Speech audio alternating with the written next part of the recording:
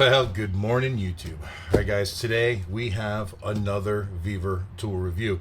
Now, some of you that are watching the Panama City Beach rally videos know that I went and picked this up. They had it delivered here to Panama City Beach to me, and this is a tool I've wanted for a really long time. This is an ultrasonic cleaner.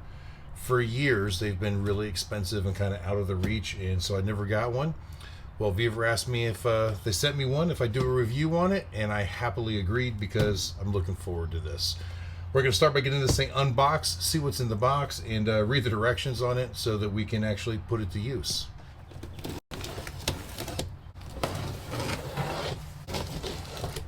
Alright, it's packed in pretty nice. Alright, stainless steel lid. There's a basket with the plug, a hose, and it looks like some Teflon tape, and of course, the directions. And the unit itself. Wow, guys, this looks really, really nicely made. All right, guys, I hope you can see how nice of a machine this is. All stainless steel. It's got a really cool texture to it and design. Got a brass ball valve. Handles on both ends. There's a drain system in it. And here's some of the more details on it. All right, guys, and here is the business side of the device with all the gauges and the buttons and everything. I don't know how to use it. I haven't read the directions, but this is really cool. Now, one of the main reasons I've always wanted one of these is for carburetor work. So when you work on a lot of the Japanese motorcycles, especially from the 80s, they were inline 4-cylinders. All 4 carburetors were bolted together as one unit, and it was always a nightmare to try to separate them. So I would disassemble them and be able to take them all apart, but I never had one of these to clean it, so I always just manually cleaned everything. It was hard to soak them, just a lot of brake clean and so on and so forth. With this, I should be able to put the solvent in here or whatever fluid that it recommends. Like I said, I haven't read the directions yet, but I can fit an entire bank of carburetors in here. This is pretty big. We're gonna get some measurements on it here in just a second, but this should work out very, very well. All right, guys, so from back to front, we're looking at an overall diameter of like 12 7/8. The width is 20 3/4. The overall height is, again, 12 7/8. And the depth inside is right about 8 inches. So you can fit some pretty large items in here. Tilt this so you can see it that way. It's quite the tub area.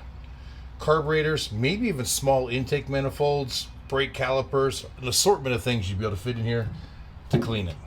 Now, looking on this unit, I cannot find a particular model number on it, but based on our emails with VEVOR, I wanted the largest one they had, and they told me they're going to send me a 30-liter, and it looks like the 30-liter one, the model number is a JPS-100A. Right here, I'll throw in a picture of the SKU so you know the actual SKU number. And obviously, there are going to be links in the descriptions so that you can purchase this. And VEVOR does offer a 5% discount for anybody who uses my link if you want to buy any of their products, not just this, but any product on their website. So use our link and our discount code, and you'll be able to get a discount on all of their products, including this or anything else you choose. Like I said, this is a 30-liter capacity, so it's big enough to tackle a lot of those jobs. And it only uses 600 watts, and it says that most items can be cleaned within 1 hour. I'm sure there's some cases where you need to do it longer. When programming this unit, you can set cleaning times from 0 to 30 minutes. You may need to clean some things longer than that, but the instructions clearly say that if you have to clean something for more than an hour, you should let the unit cool down. In fact, it's got a built-in safety protocol where it won't allow you to overheat the unit. This runs on a 40 kilohertz frequency, and you can set temperatures from 0 to 80 degrees Celsius. So according to the instructions, you should just fill this with clean water, add the parts that you need to clean, set the time, set the temperature, and hit start. Now, it specifically says do not use tap water, but it says use clean water. So I've got to do a little research to find out whether we're supposed to use a distilled water, a purified water, or something like a deionized water or something. I don't know for sure just yet. Maybe we just use bottled water. I don't know. We're going to do a little bit of research and figure that out.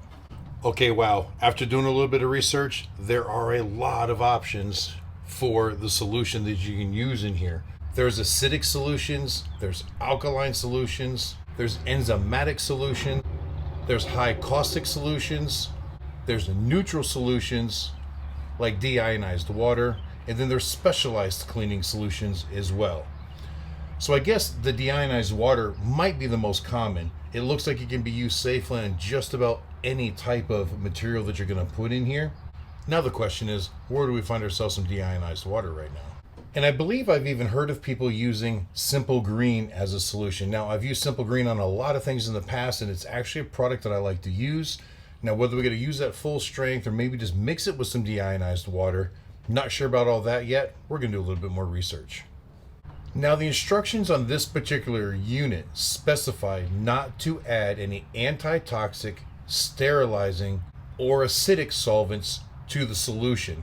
And those were some of the options there. And I guess that some ultrasonic cleaners may be built to different standards. This one does not recommend that. Obviously, you never want to use anything flammable like a gasoline or a diesel or anything like that in here as well. If you have any experience with ultrasonic cleaners and you have a solvent that you prefer to use, leave a comment down below. I'd love to learn from you.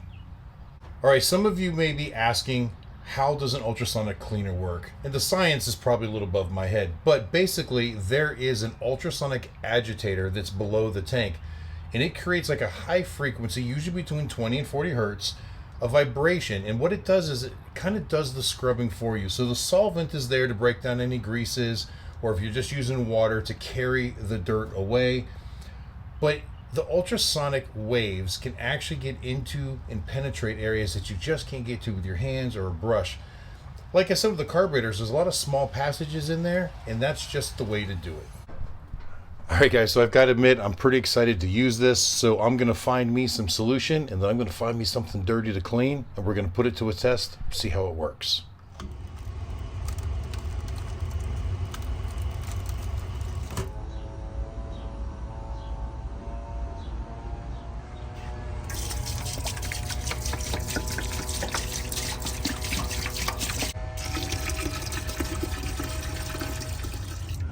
Alright guys, what has been a few moments for you has actually been almost a week for me. When we started this video, we were in Panama City Beach, Florida after the rally. Now we are in Myrtle Beach, South Carolina, and I finally got the opportunity to find something to clean, and I got the solution to put in here. Now, as you can see, I wasn't able to find any deionized water, which is what they recommend, but I chose to use some distilled water instead. I've got about 3 gallons in here, mixed in a few ounces of the Simple Green for a degreasing ability. And I think we're about ready to test. Now, I don't know if I can preheat this or if it just is supposed to heat up while it's working. I don't know. Instructions do not specify. It just says fill with water, set the time. So I'm going to try turning it on, see what happens, and see if I can preheat it before I even put the part in here. I'm going to reach here around the back to turn on the power switch.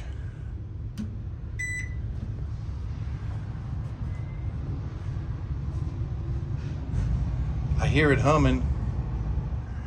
All right, so if I hold the temp up button, it will automatically just go up. But if it gets to 80 and you don't stop, it restarts. So we're gonna stop it right at 80, which is the maximum. So this number here, this is 80. That is the temperature I have set it at. That is in Celsius. The 25 next to it is the current temperature. You can see that it's on. So I think it's actually warming up right now. So we're gonna go ahead and give that a few minutes to come up to temp while I go gather the parts that we're gonna wash.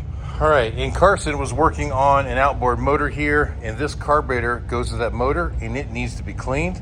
And I told him, hey, tell you what, I've got an ultrasonic cleaner that I need to test. You got a carburetor that needs to be cleaned. Let's do business together. So try to get some pretty good footage of how it looks right now. You see it's dirty, it's grimy. And then we'll check it again afterwards. And there's all kinds of stuff all over it.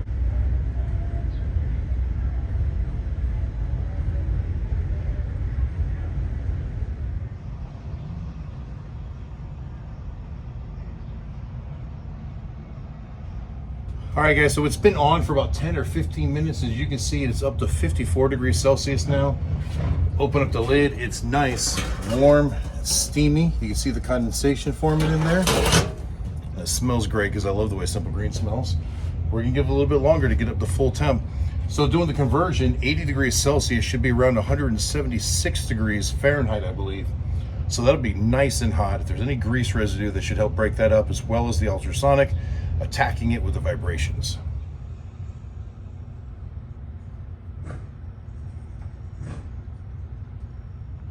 All right, so now we're at 72 degrees Celsius. We're getting closer to that 80 degrees Celsius mark. Just a few more minutes and we should be able to drop our parts in. All right, guys, there we are. We are now up to 80 degrees Celsius. I think we can put our parts in. Ooh, that's steamy.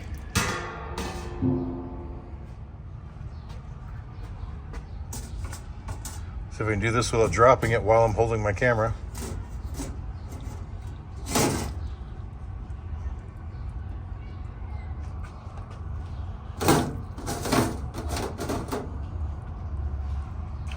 Oh, that carburetor just doesn't quite go. It's in there enough. It's just barely submerged. All right, so now we're going to set the timer. I think maybe, what, 20 minutes? We'll give it a try. And hit start. All right, we can hear it hissing and doing its thing.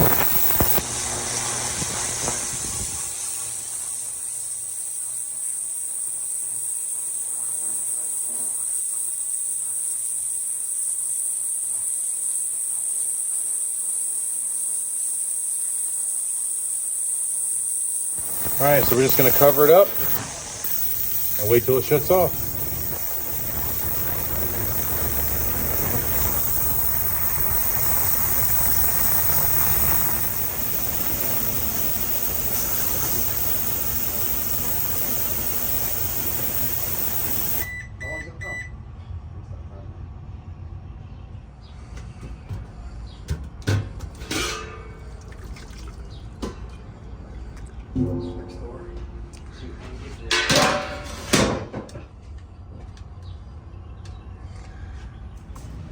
All right, guys, check it out. After 20 minutes in the drink, look how clean that carburetor looks. Now, it's still pretty hot, so I can't just pick it up. Keep in mind, it's about 176 degrees. But remember how black and nasty it was inside there? We'll let it cool off, and we'll take a closer look. So check out the drain bolt. There's a little bit of rust in the center of it, but look how new the rest of it looks. Not even sure what this piece is, and you can see there's still some rust on it, but there's no grime, no dirt. This thing is really good shape. And because I'm not familiar with this carburetor, I don't know exactly what this piece is, but look at this diaphragm assembly. Maybe it's for a fuel pump. It looks brand new.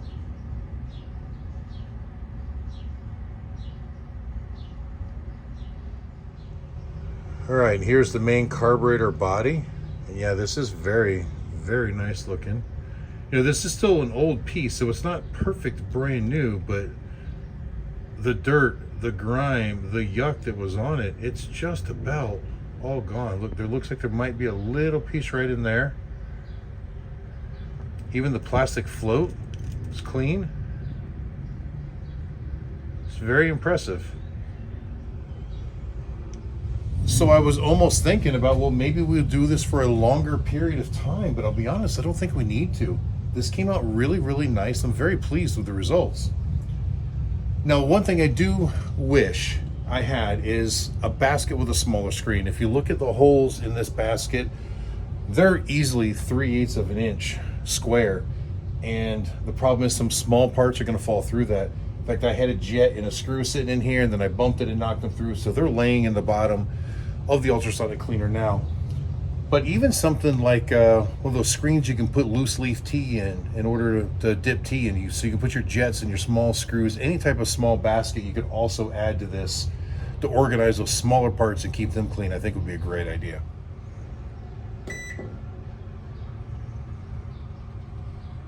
All right, since I don't think we're gonna have to clean it again, go ahead and shutting the heat function off so we can start to cool down. I'm gonna power it down. I've still gotta drain it and clean it, for transport. Truth is, if this were in my shop, I don't know that I would drain it and clean it every day. Maybe filter it every once in a while if it starts to get contaminants in it. But for cleaning such a small item, I feel like the solution in here would go a lot further than just this one item. Well guys, all in all, I think this machine is pretty amazing. It did what I needed it to do, and I can't wait to use it again. I really hope you guys enjoyed this video, and if you're interested in this VEVOR Ultrasonic cleaner, there are links in the description below and a discount code as well. Go get yourself one. All right guys, and like always, I appreciate you watching. Thank you very much, and until the next time I see you, keep those engines running. All right guys, now that it's cooled down, I was able to get some of the small parts out that I dropped. You can see how clean that jet is. You can, if you hold it up to the light, you can see right straight through it. But also, you can see all the debris in the bottom of the tank now.